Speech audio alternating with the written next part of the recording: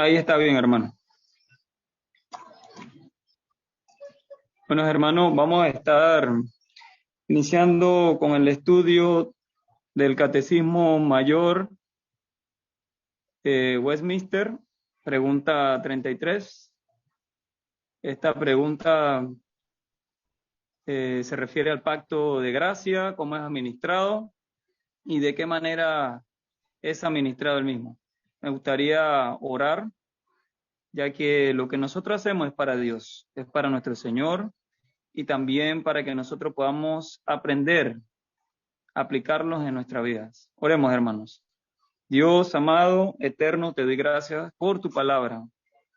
Una palabra que es viva y eficaz a través del Espíritu Santo, en cual su labor principal en nuestras vidas es convencernos de pecado y guiarnos a través de tu palabra. Te damos gracias, Señor, porque tú eres un Dios bueno, un Dios justo, y a través de Jesucristo está la salvación. En el nombre de tu Hijo amado Jesucristo. Amén. En esta pregunta 33 podemos ver la dispensación del pacto de gracias. La pregunta 33 formula la misma. ¿Fue el pacto de gracia administrado siempre del mismo modo? Y su respuesta: el pacto de gracia no siempre fue administrado del mismo modo, sino que sus administradores en el Antiguo Testamento fueron diferentes de las del Nuevo Testamento. Me gustaría partir con la palabra dispensación para aquellos que no están escuchando o no vayan a escuchar. Cuando se refiere a dispensación, se habla o se trata la palabra a etapas en la cual Dios ha trabajado con la humanidad en la historia y que cada etapa o cada dispensación representa una manera en la que Dios enfrenta la rebelión humana y la redención. El pacto de gracia, según la teología reformada, describe la manera en que Dios envió a Cristo a la tierra a redimir a los seres humanos. Este pacto se basa en la fe en la salvación de Cristo en vez de la de obras humanas, como el pacto de obras. Y si preguntamos qué es el pacto de obra, describe la relación de Dios con la humanidad antes de la venida de Cristo. Según el concepto, Dios dio a la humanidad una serie de leyes y mandamientos en la antigua alianza o la ley mosaica, con la condición de que los seguidores debían mantenerse fieles a Dios y obedecer sus leyes. Creo que dando esta definición le va a quedar más claro. ¿Cómo podemos encontrar, como dice esta pregunta 33, la diferencia de las del Nuevo Testamento? Encontramos una referencia bíblica. Segunda de Corintios, capítulo 3, versículo del 6 al 9. Dice lo siguiente, en Reina Valera del 60. El cual asimismo nos hizo ministro competente de un nuevo pacto, no de la letra, sino del espíritu, porque la letra mata, mas el espíritu vivifica. Y si el ministerio de la muerte grabado con las letras en piedra fue con gloria, tanto que los hijos de Israel no pudieron fijar la vista en el rostro de Moisés a causa de la gloria de su rostro, la cual había de perecer. ¿Cómo no será más bien con la gloria el ministerio del Espíritu? Porque si el ministerio de condenación fue con gloria, mucho más abundará en gloria el ministerio de justificación. Aquí, hermanos, vemos el contraste entre las dispensaciones antigua y nueva del pacto de gracias. Aquí esta referencia bíblica nos está enviando a que la ley como tal, como no se podía cumplir los estatutos a cabalidad o al 100%, la letra no podía justificar el hombre delante de Dios. Al contrario, como dice en el texto, la letra mata. Entonces, al no cumplirla, automáticamente la persona era desobediente, aunque tratara de cumplir todas y le faltaba una, automáticamente había una transgresión o una violación a estas leyes. No sé si tienen algún comentario, hermanos.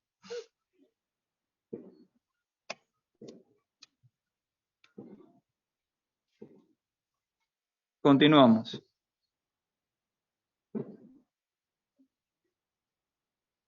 Ahora, la pregunta número 1 formula lo siguiente. ¿Cuándo fue que el pacto de obras tuvo su fin como una manera para los hombres de alcanzar la vida eterna?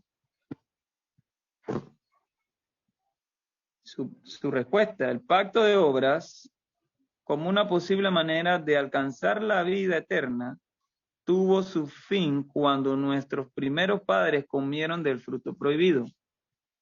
Aunque el pacto de obra sigue vigente hoy en día en el sentido de que los pecadores irredentos están bajo la maldición del pacto quebrantado. Aún así, nadie puede alcanzar la vida eterna mediante el pacto de obras hoy día. Creo que es una gran realidad. Muchos han alegado de que el pacto de obras o la ley como tal, la ley de Dios, la ley mosaica que Dios le otorgó según iba actualizando cada pacto, ya que sabemos de que el ser humano tenía un tiempo, tiene un tiempo establecido. Asimismo, Dios iba renovando el pacto, y me refiero al pacto antiguo. Entonces, entendiendo esta verdad, ninguno de ellos pudo alcanzar a través, ni a la actualidad ha podido alcanzar la vida eterna tratando de cumplirla. Otros dicen que no, Jesucristo vino a abolir esa ley porque esa ley ya no está vigente. Creo que hay una contradicción, porque si vemos en Gálatas 4, habla acerca de eso, que Jesucristo vino bajo la ley y vino a cumplirla en el tiempo establecido para salvar a los suyos, para salvar a los escogidos. Así que si tenemos a Cristo, tenemos que cumplir la ley, hermano, entendiendo de que la propia ley no nos justifica ni nos va a salvar, sino que la ley de Cristo que ha puesto en nuestros corazones es la que nos salva, que es por medio de la fe en Él. ¿Algún comentario, hermano?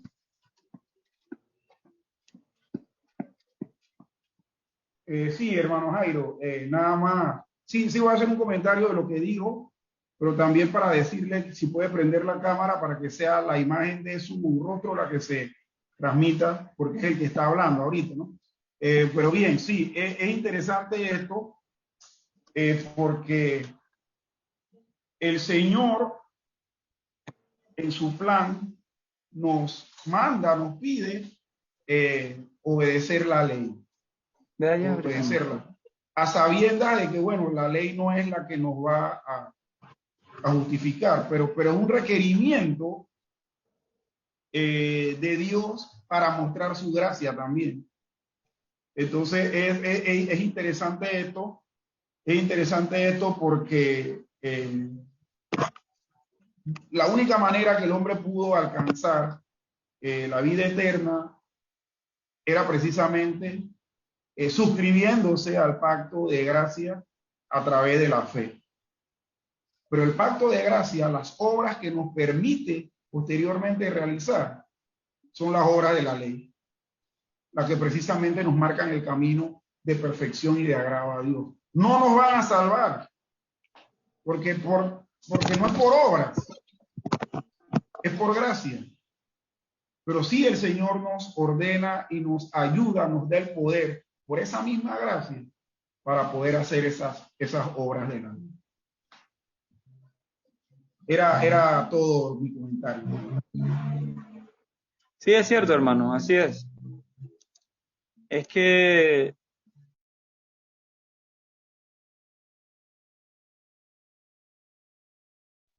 Apagó el micrófono. ¿me escuchan? Ahora sí, hermano. Ahora sí. No sé qué está pasando con ese micrófono. Bueno, como decía, es un tema controversial para los arminianos, ya que ellos dicen de que la obra, o sea, la fe más bien, la fe sin obra es muerta, entendiendo de que deben de realizar obras, porque si no tienen obra, entonces no tienen fe. Pero lo que pasa con ellos es que no han entendido esta verdad que es absoluta. Bueno, esto es una dogma más bien, de que el que tiene fe en Jesucristo por medio de él, y si realmente ha entendido estas verdades, la persona transformada y regenerada va a hacer las obras porque no es porque él la haga de sí mismo, que eso provenga de él o que emane de él, sino que el Espíritu Santo le hace realizar, él puede realizar las obras porque el Espíritu Santo así se lo pone en su corazón. Y es que eso no es absolutamente de nadie. Porque si no, entonces la salvación sería por obra. No sé si el hermano Reinaldo tenga algún comentario. Sí, sí, la discusión se hace especialmente Pablo, nos resalta lo que hicieron los patriarcas, o sea, Abraham, Isaac, Jacob, y ellos fueron, ellos recibieron la misericordia de Dios. Ellos quisieron durante su vida hacer lo que querían, pero acababan ahí tropezándose porque querían hacer con un poder, una energía humana, pero Dios a cada paso tenía que intervenir. Abraham fue un pagano, pero Dios intervino. Y de allí toda la familia de Dios, empezando con la familia de Israel, recibe todas esas bendiciones, porque Dios es el que interviene a pesar de nuestro pecado.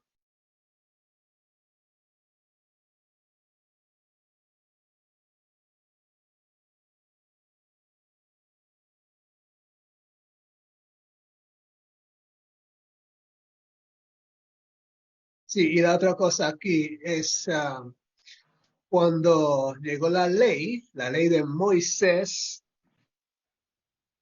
eso fue un instrumento para dirigir nuestra mirada a cómo nosotros no podíamos humanamente cumplir con esa ley. Tuvo que intervenir un redentor, o sea, Jesucristo, para por fin ya viéramos plenamente cómo es que Dios mismo tuvo que cargar con nuestros pecados para llevarnos a Él mismo.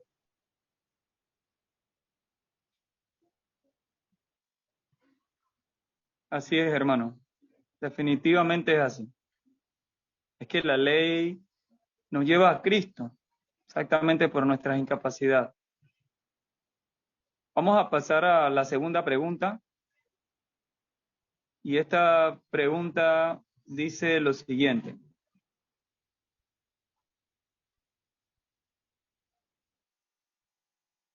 ¿Cuándo entró en vigor el pacto de gracia como la manera para los pecadores de recibir la vida eterna? Inmediatamente después de la caída, cuando nuestros primeros padres fueron expulsados. Lo dice Génesis 3:15. Génesis 3:15 dice lo siguiente.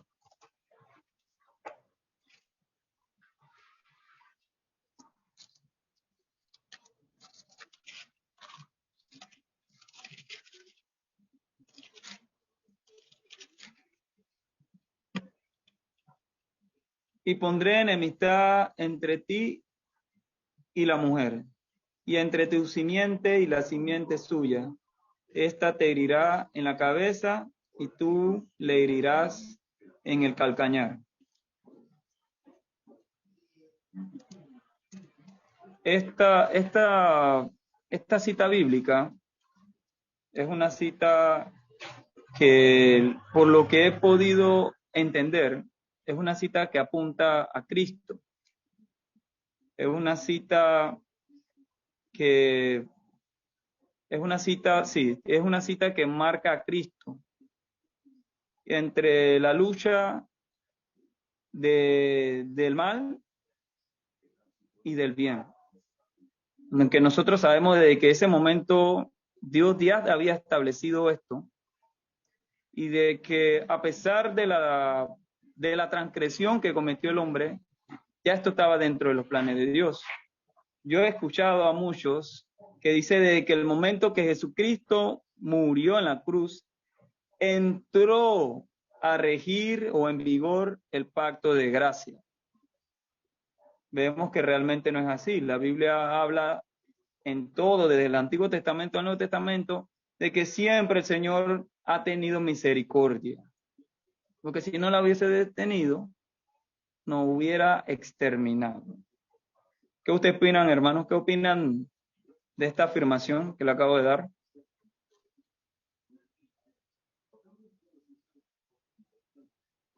Jairo, ¿puedes repetirla? La pregunta.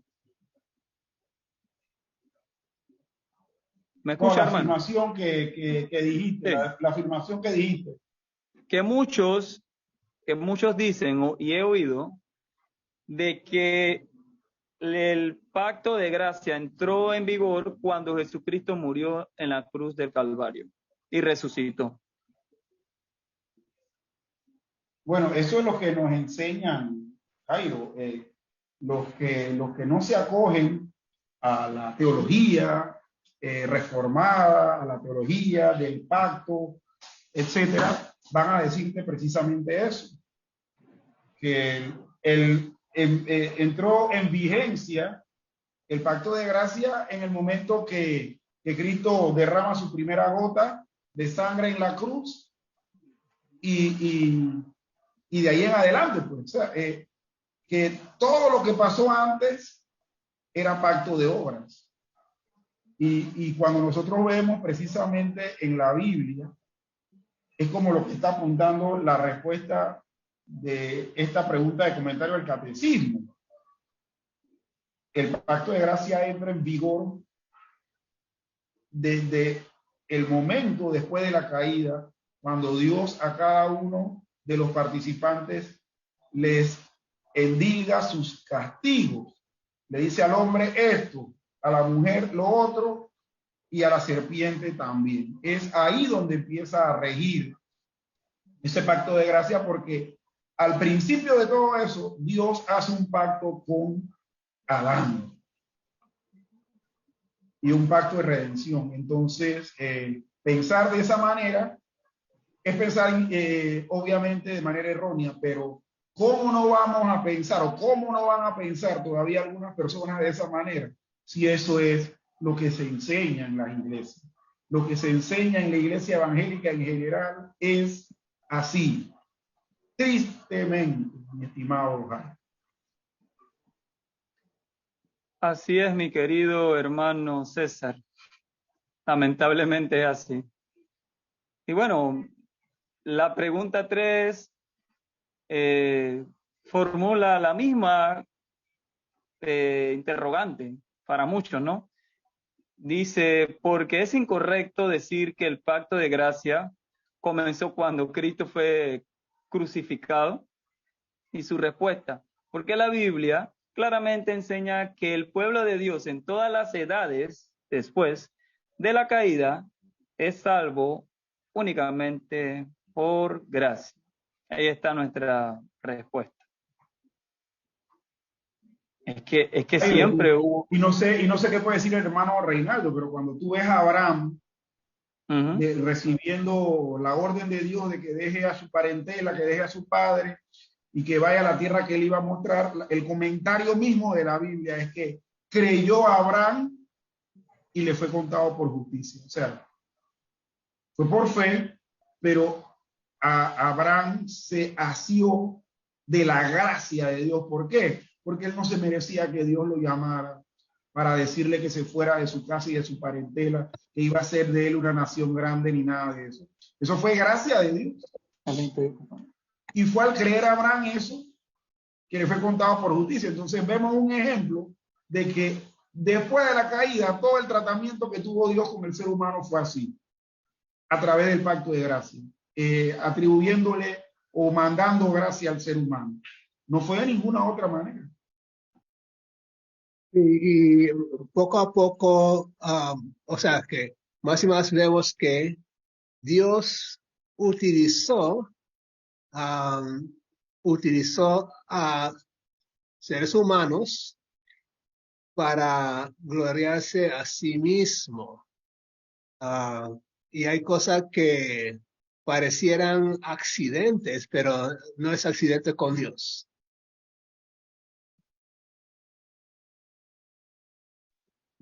Así es, hermano, así es.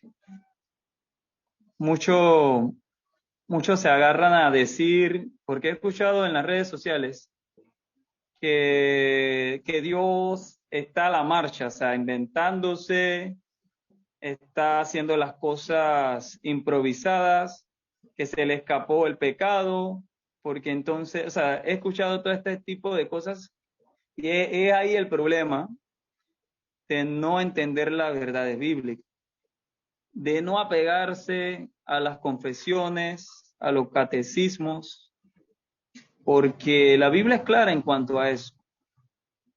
Dios siempre tuvo misericordia, Dios sabía lo que iba a pasar, pero aún así toda esa cosa, a pesar de que el pecado no proviene de él, que eso lo sabemos, todas las cosas, pero absolutamente todo, estaba establecido por Dios. Lo que no se apeguen a esta verdad, bueno, lamentablemente están equivocados y no conocen a Dios.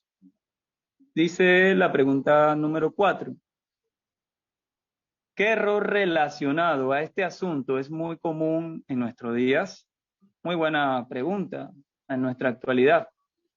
Dice lo siguiente, es muy común hoy en día afirmar que los judíos eran salvos por obra, pero que los cristianos son salvos por gracia.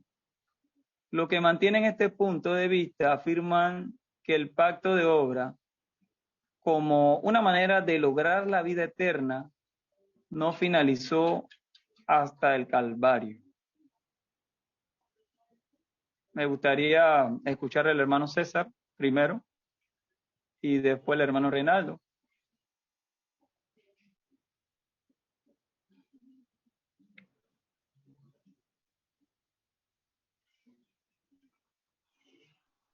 O primero el hermano Reinaldo y después el hermano César. No, mire. Sí, dale. Primero usted, o como quieran. No se peleen. Del hermano Reinaldo. No, solo para decir que las enseñanzas que han llegado a nosotros, y sea quien sea nuestro maestro, tienen que confirmarse con lo que dice la palabra de Dios. Y lo que nos dice la palabra de Dios es que todo esto ha sido parte del plan de Dios desde la fundación del mundo. Y puede ser que la manifestación de la misericordia de Dios inició con una familia, o sea, Adán, Eva, y hubo una simiente piadosa, por ejemplo, Abel, Seth, etcétera, creyentes, pero también simiente del maligno, Caín, etcétera. Y Dios manifiesta su amor con nosotros en que siempre tiene ¿cómo se llama? A un pueblo, tiene un pueblo escogido, un remanente.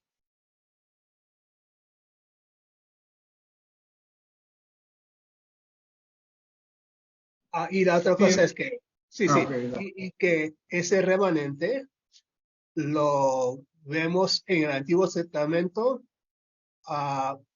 dentro del pueblo de Israel.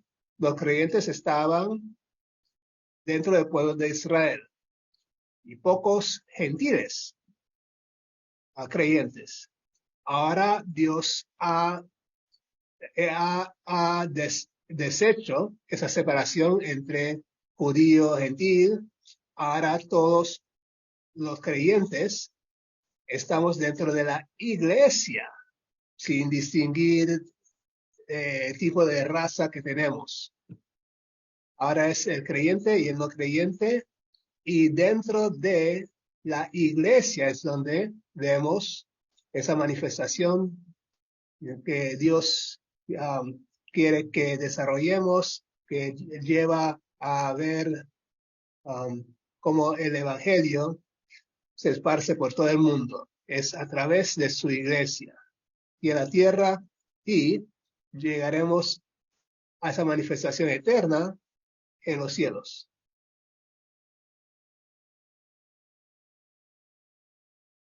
Así otra vez, no es accidente. Todo eso es parte del plan de Dios. Amén. Hermano César. Sí, hermano, mire, cuando me hacen la pregunta, yo estoy pensando en algunas cosas. En verdad que sí, es un error afirmar esto que la pregunta número 4 nos está indicando. O sea, es un error común afirmar que los judíos eran salvos por obra y que nosotros, los no judíos, somos salvos por gracia. O sea, es un grave error. ¿Por qué? Porque como bien dicen, o sea, están diciendo que primeramente que el pacto de gracia no terminó sino hace poco en el pacto de obras no terminó sino hasta el Calvario y que de ahí en adelante lo que viene es gracia. O sea, eso es un error. Pero también es un error que lleva aparte de la cristiandad, a sostener otros errores. Porque ¿cómo es posible que creyendo esto, que los judíos eran salvos en una dispensación anterior a través de obras, y aún todavía siguen diciendo que siguen siendo salvos por esas cosas, y que le tengan en tan alta estima a la hora de considerar lo que ocurre en Israel como guía o reloj para lo que acontece en la iglesia? Entonces, este tipo de errores nos lleva a otros errores.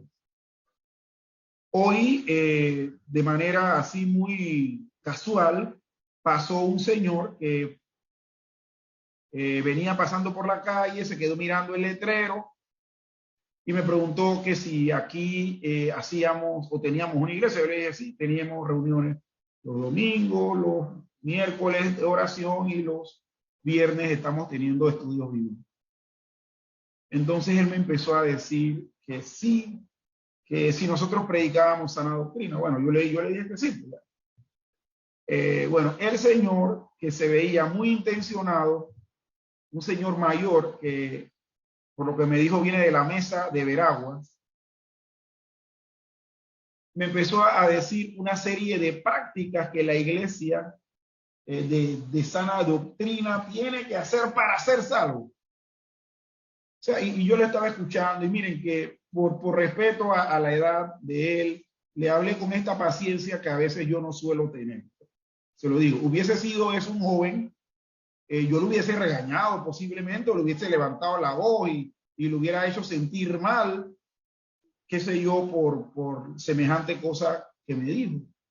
Sin embargo, yo fui bastante paciente y vamos a decir, le hablé en un tono bien suave, dócil, considerando la edad.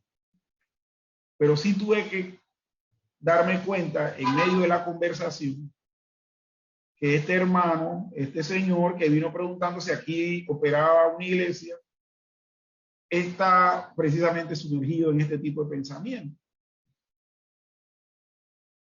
Porque lo que me dio a entender en lo que conversó conmigo fue que es hasta el día que morimos que nos vamos a dar cuenta si realmente somos salvos por las obras que hemos cometido.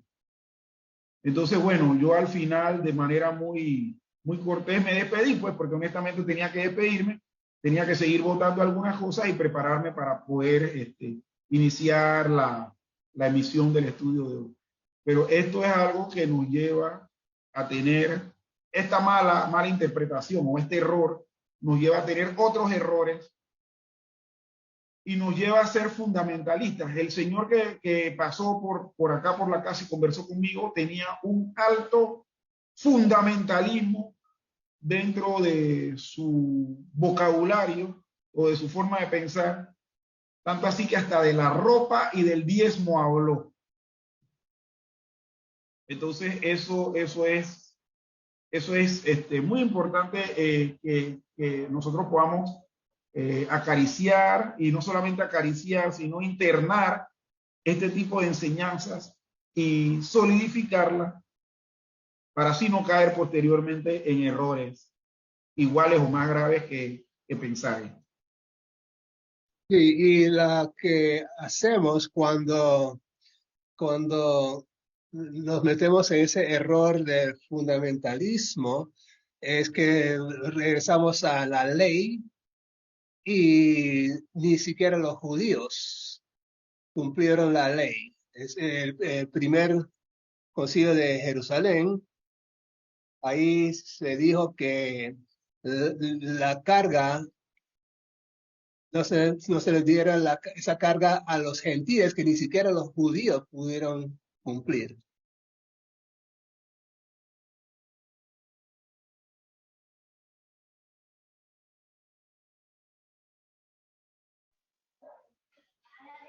Bueno, hermano, pienso que sus afirmaciones son correctas y son apegadas a la Biblia.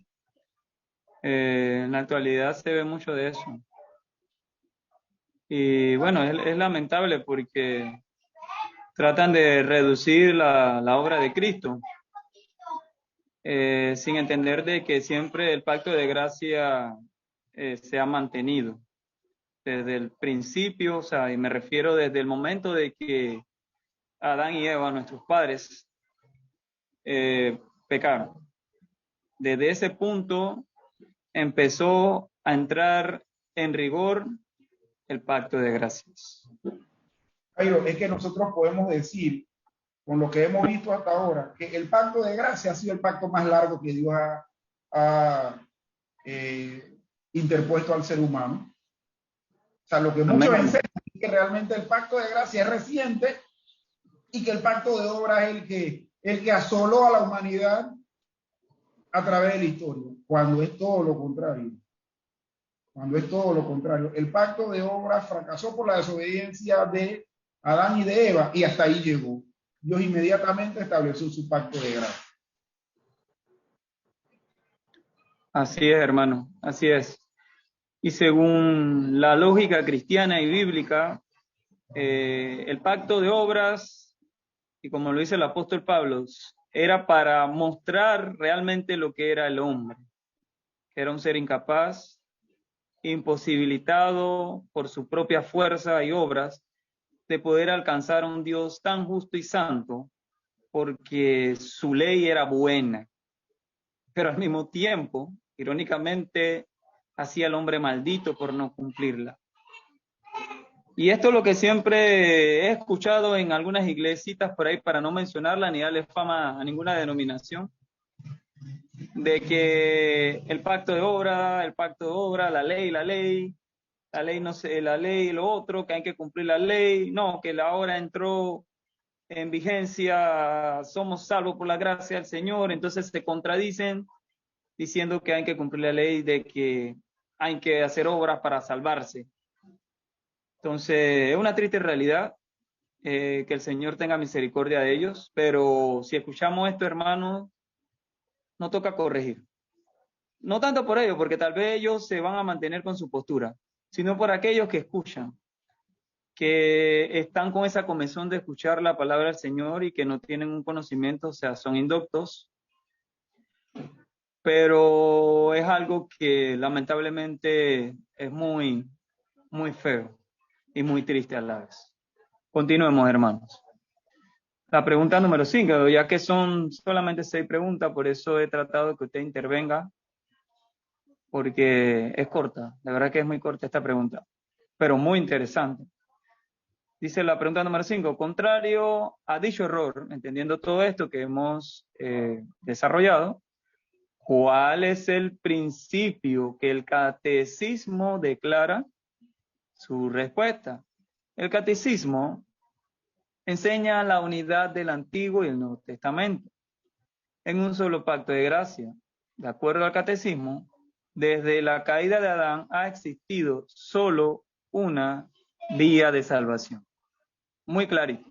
Solamente ha existido una sola vía de salvación. No hay más. Y esa vía es mediante el pacto de gracia. Contraponer el Antiguo y el Nuevo Testamento como que si se enseñara distinto camino de salvación es totalmente errado y dañino. Lo cierto es que ambos testamentos enseñan el único y el mismo camino de salvación. Yo solamente quiero añadir de que todas las verdades bíblicas del Antiguo Testamento, tanto como la ley y el pacto de obras, señalaban y apuntaban esa única vía y verdadera de salvación, que era a través de Jesucristo. No hay otra forma, no hay otro camino, no hay otra verdad. Y el propio Jesucristo afirma y confirma esto, diciéndolo en Juan 17, que Él es el pan de vida. También en San Juan 6:48, de que Él es la puerta. Y también lo dice en San Juan 14:6. Entonces, Él se adjudica todo esto y al decir esto, automáticamente cumple con lo que dice en el Antiguo Testamento. No hay una separación como tal, y esto es lo que siempre he escuchado también, de que el Antiguo Testamento es viejo, ya es arcaico, está obsoleto, y que es otra dispensación. Desde el punto de vista bíblico, sí es otra dispensación mantenido por el pacto de gracia, pero es que el pacto de gracia siempre, como usted lo ha dicho, hermano César, se ha mantenido y ha sido el más extenso. ¿Qué pueden opinar, hermanos? Sí, lo que confunde a la gente es que es una cosa la justificación, que es totalmente de Dios, y nosotros no cooperamos ni siquiera ni un granito de arena. Estamos muertos en delitos y pecados. Pero la santificación es nuestro caminar con Dios en obediencia.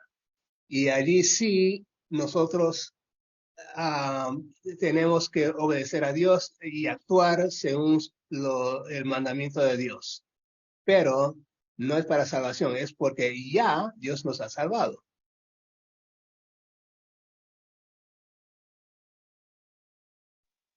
Así es, hermano. Entonces, yo le hago una pregunta a ustedes, porque lo he escuchado.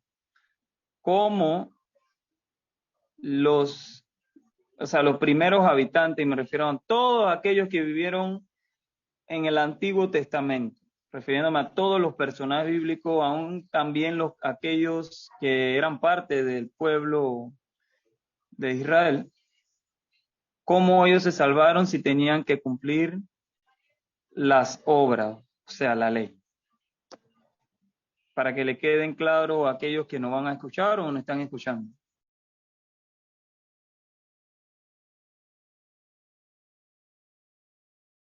Bueno, imagínense si el primer requisito de nuestro cumplir la ley es la circuncisión, ¿verdad? Al 8º día. ¿Y qué hace la mujer, la niña? No puede cumplir el requisito de Dios de la circuncisión, así que las mujeres no van a ser salvas. Esa es la conclusión. Y que allí mismo vemos que la ley no nos va a servir para cumplir esa totalidad de la multitud de mandamientos. Si ni siquiera podemos cumplir el primer requisito, o sea, las mujeres no pueden, físicamente no pueden, aunque quieran, y de allí a todos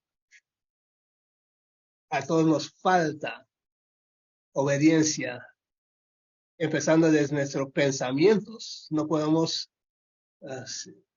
concentrarnos en lo que es bueno porque llevamos una naturaleza corrupta desde el principio.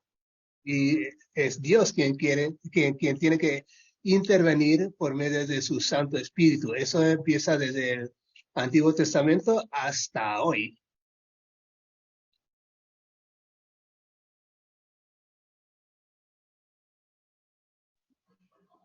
Así es, hermano. Así que podemos concluir esta pregunta de que aquellos que vivieron en el Antiguo Testamento por el pacto de gracia fueron salvos, ya que el Señor, o sea, Dios, mostró su misericordia a través de la misma y que todos los pecados de ellos fueron limpiados y perdonados una vez que Jesucristo fue crucificado y resucitó. Jairo, mira que ¿Sí? ahora que escuché al hermano Reinaldo, estoy recordando algunas cosas, siguiendo la línea y el esquema de lo que estamos observando pues en esta noche a través de la pregunta. Mira, el pacto de obras fue hasta Adán, ¿verdad? Hasta la caída en el huerto. Todo lo demás, pacto de gracia, ¿verdad? Eso es lo que nos está diciendo el catecismo y que nosotros estamos aseverando que es cierto. Y mira qué tan cierto es que llega un momento en el Génesis, por ejemplo, en el capítulo 6, que la Biblia dice que la maldad de los hombres era tal que subía delante de la presencia del Señor. Pero esas personas tenían un conocimiento. Y estamos hablando que ellos eran descendientes de Adán, eran el producto posterior de la caída. O sea, ellos conocían, ellos tenían un tipo de conocimiento, de legado, como fuese, que ellos entendieron realmente la razón por la cual Noé posteriormente construye el arca y les dice a todos que se arrepientan, pero simplemente, bueno, no quisieron arrepentirse porque estaban embebidos en pecado. y todo lo que es anterior al establecimiento de la ley, como por ejemplo el caso de el mismo Abraham cuando se encuentra con Melquisedec. ¿Cómo Melquisedec conocía a un Dios altísimo? Si se supone que él era un pagano empedernido. Es porque ese conocimiento, ese legado de la verdad, de la gracia de Dios, se tenía. ¿Por qué Abraham reconoce la jerarquía espiritual de Melquisedec? Porque posiblemente en ese momento Abraham lo conocía o conoció que este señor, este personaje, seguía instrucciones antiguas respecto a cómo acercarse a Dios y cómo adorarle, etcétera, etcétera. O sea, había un código de gracia que la gente conocía. Entonces, más y más nos damos cuenta que el pacto de gracia sí, desde la caída en adelante, todos los seres humanos hemos estado expuestos ante ese mismo mensaje, legado o advertencia de Dios respecto a cómo acercarnos a él. Y retrocediendo a Caín y a Abel, cómo es que Abel supo sacrificar del ganado, y cómo es que Caín, Dios despreció el sacrificio de Caín, que quiso ofrecer de la tierra. Y porque hubo ese conocimiento de cómo hacerlo debidamente, cómo es que Dios quería que se hiciera debidamente.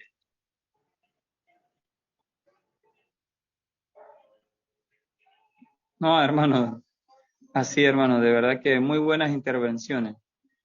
Definitivamente así. No hay más nada que agregarle, hermano. Vamos a continuar con la última pregunta. La misma formula lo siguiente. ¿Cómo explicamos tantas diferencias obvias entre el Antiguo y el Nuevo Testamento? Su respuesta. El único camino de salvación, es decir, el pacto de gracia, fue administrado de distinta manera bajo los dos testamentos. Podemos ilustrar esto con la historia de los Estados Unidos.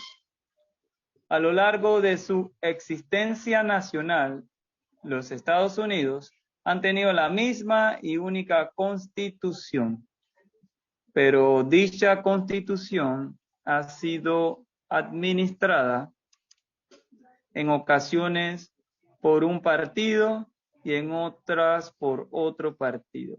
Una administración democrática difiere en algunos aspectos de la republicana. No obstante, la Constitución... Una administración demócrata, dice.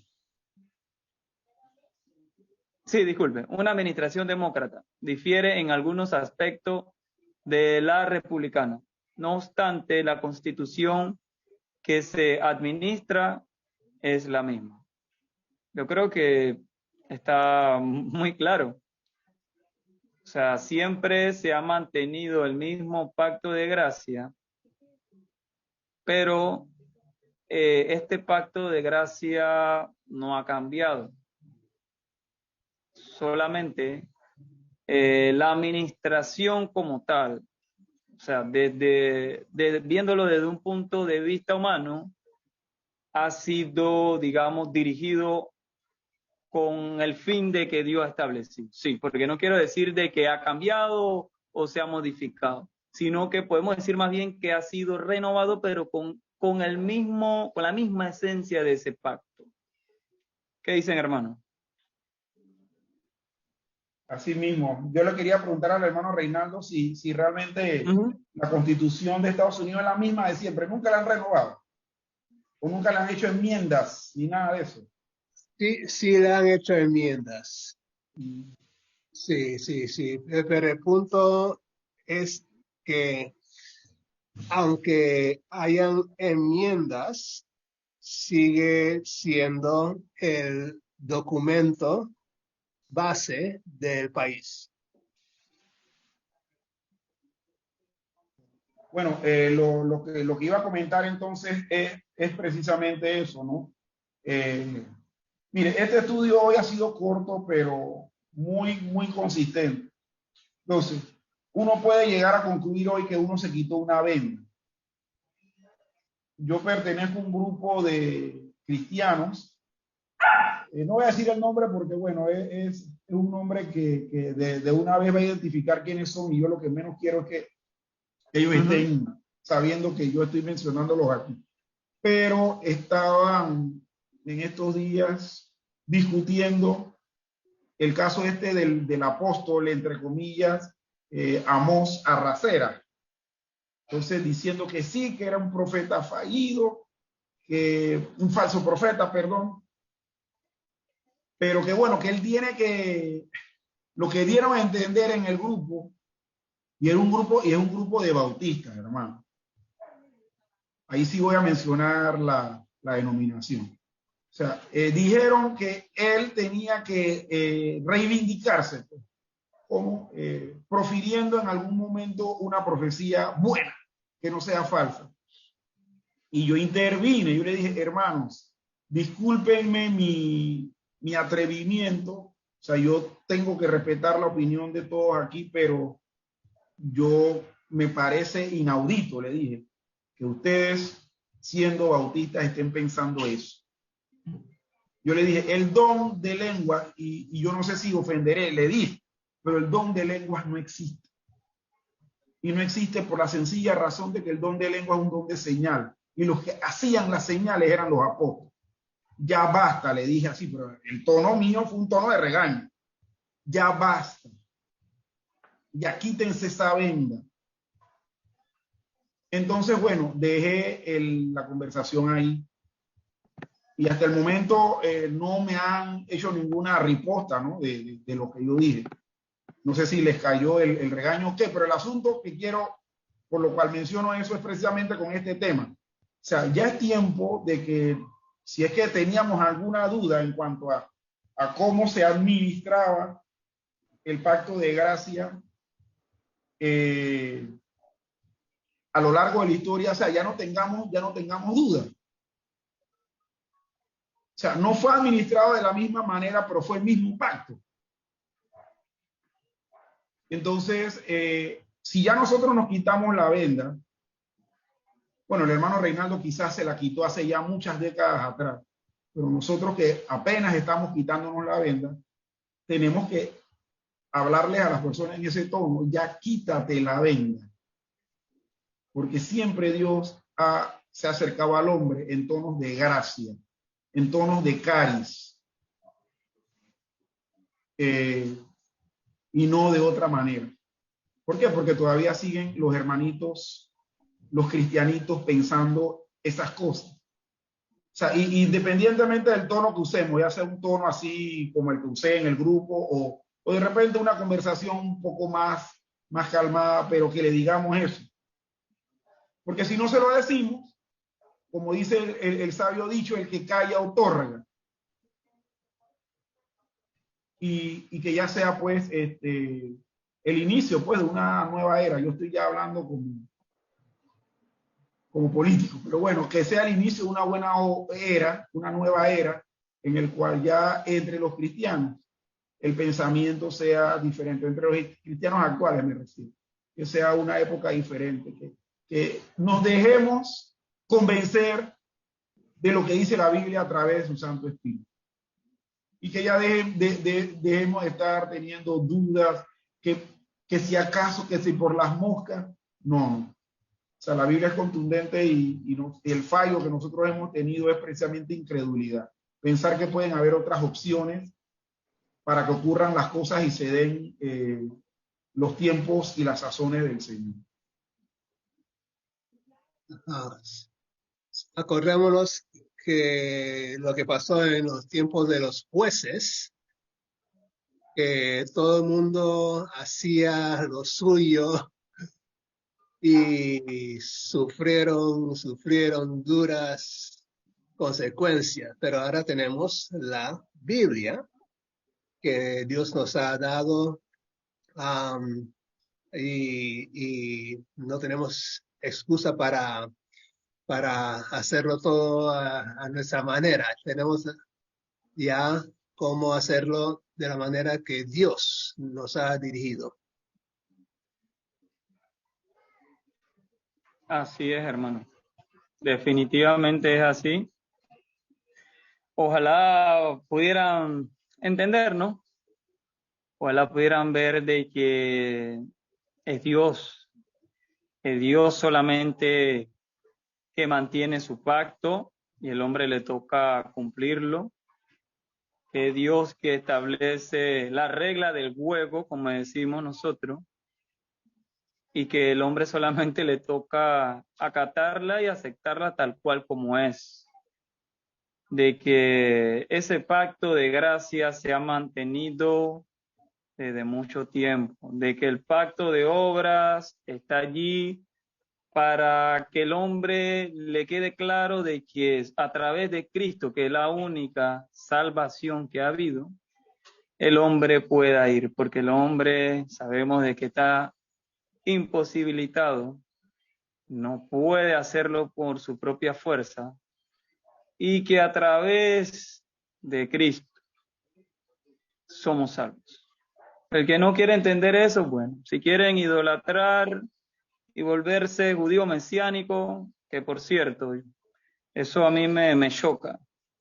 Shalom, hablando, hay que cumplir la ley, que no guardan el sábado, que entonces, ¿por qué no guardan el domingo ustedes?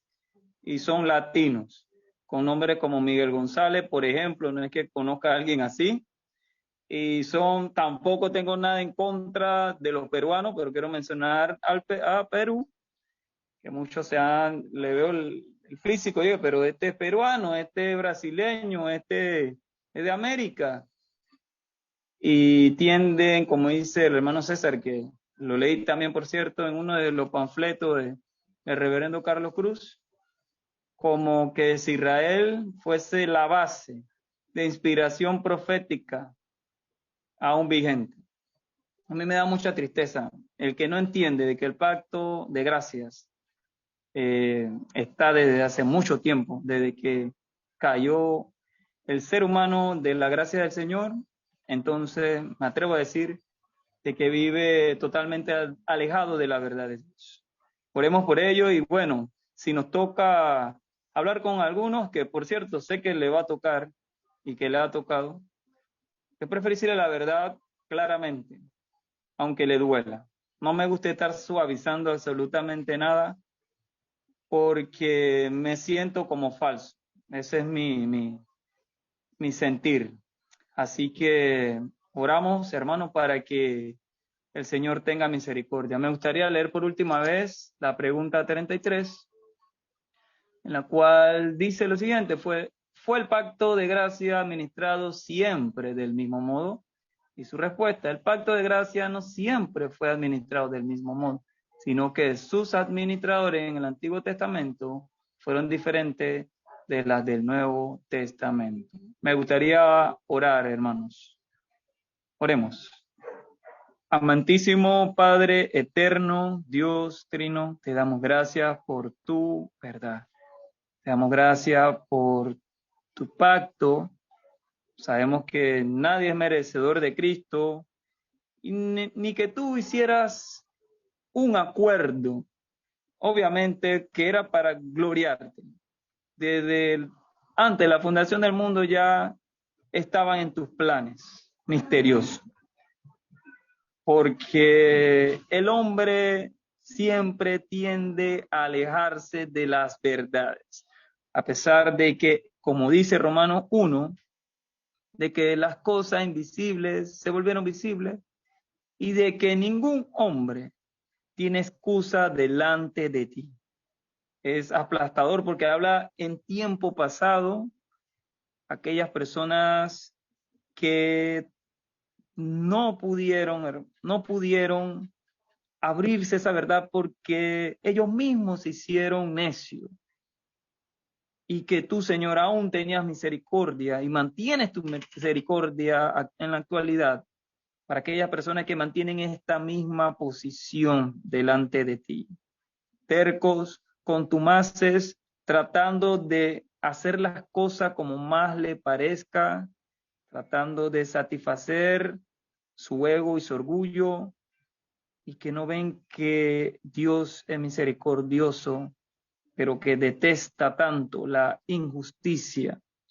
Así que, Señor, te damos gracias por ese pacto. Te damos gracias de que Jesucristo limpió nuestro pecado, nuestras iniquidades, y que el Espíritu Santo nos ha contristado para que nosotros entendamos de que hemos hecho mal, hemos fallado tu voluntad y que nos arrepentimos realmente y queremos seguir adelante y poniendo la mirada en ti. Gracias, Señor, de verdad te agradezco por tu amor y que ese Espíritu Santo que es hermoso y que es el garante de nuestra gran promesa, como dice Romanos 8, nos lleve hacia ti, Dios. Gracias.